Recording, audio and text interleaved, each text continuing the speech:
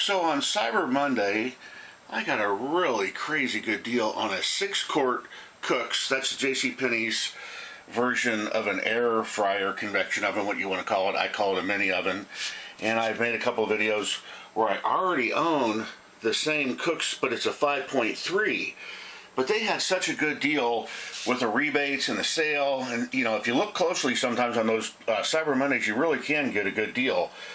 And there was a mix-up, so I wound up getting, I thought I was buying the 5.3, but there was a mix-up, and I wound up getting the 6-quart. It took 2 or 3 weeks to work out, but today I finally brought it home, and I said, well, cool, I got a bigger oven now. And then I was looking it over, and you know what? Look at those boxes. Those are the exact same size boxes. If you look at the descriptions, it's the exact same descriptions on both boxes. It's the same oven, basically, same size. If you look at the heating, it is 1,750 watts up to 400 degrees. Also 1,750 watts up to 400 degrees. You can, if you look closely though, you'll see there's a little bit difference there in the picture. And I'll show you what the difference is, even though it's basically the same oven. There's my old oven that I've had for about a year or so, and I'll tell you, I don't want to really admit how much I really like that oven. I use it 4 or 5 times a week to cook chicken, steaks, lobster, cobbler, cookies, brownies, all sorts of things, hot dogs, bratwurst, hamburgers. But I know with these kind of things, at some point it's going to break, so who knows how long it'll last. But it's always nice to have a backup that I don't have to spend, because, you know, if you're not careful, you could spend 80, 90 bucks on this thing. And I got it for, I probably shouldn't reveal how cheap I got it, because nobody's going to get it that cheap. But let me show you what the difference between these two is. Let me get the other one out here. Hold on. Okay, and there they are side by side. They look identical from the outside. A little bit of difference in the handle, which I'll show you what that's all about in a second. If you turn it on, you'll see that the menus come up identical. French fries, pork chops, 320, shrimp. So just believe me, if you go all the way through that, believe me. So what is the difference? If you take out the pans, you'll see what they have done is the old pan has this removable basket and these vents in it. And I thought that the vents were like turbo vents. Look, can you see what great condition this is in after using it for a year? That's because I always use parchment paper and then wipe it out, but I never go full-blown washing and then I wipe it down to keep the oil out of it. Okay, but on the new one, what they have, instead of the pull-out basket, the way they have given you extra space in it is they're saying to put this little grate thing in the bottom of it to give us some room on the bottom.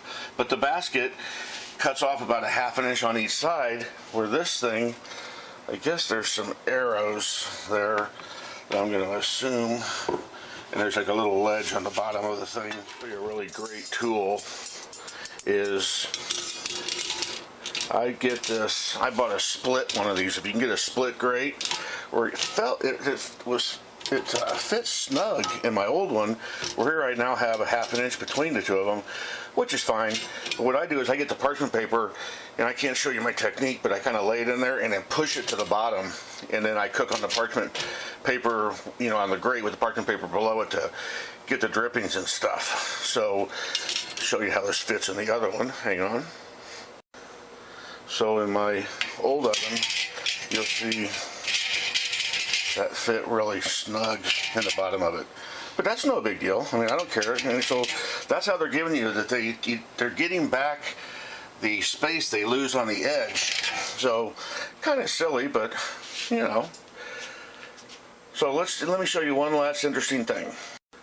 So the one last question would be, does this part fit into this new part? and it sure does. So it's perfect. So when this old one finally fries out, if I decide that I like this old style, I can just use the old style bottom and the new one and no problem. And for whatever reason now, if I wanted to try this in my old oven, that would work too. It seems that the new part doesn't fit quite as well into the old oven as the old oven's part, that this fits perfectly inside of there. So, well, I guess that's what it's all about. Okay, you guys, I looked on YouTube and nobody had made a video about these yet to compare the two, so maybe that'll help somebody out. So, okay, talk to you later. Oh, let me just say one more thing. When you get these new, you do not want to cook in them right out of the gate. Of course, you want to kind of wash that all out. Even though my food never sits on that, you want to wash that out.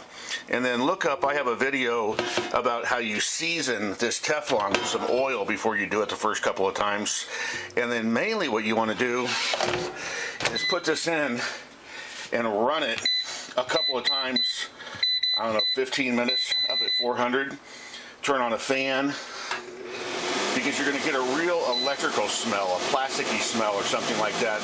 And you want to run it a couple of times, let it heat up and cool down, and burn that plastic smell away, and then it'll smell better. That's what I'm doing on this now, and then I'm going to box it up and put it away, and if and when this one ever breaks, I'll have a backup.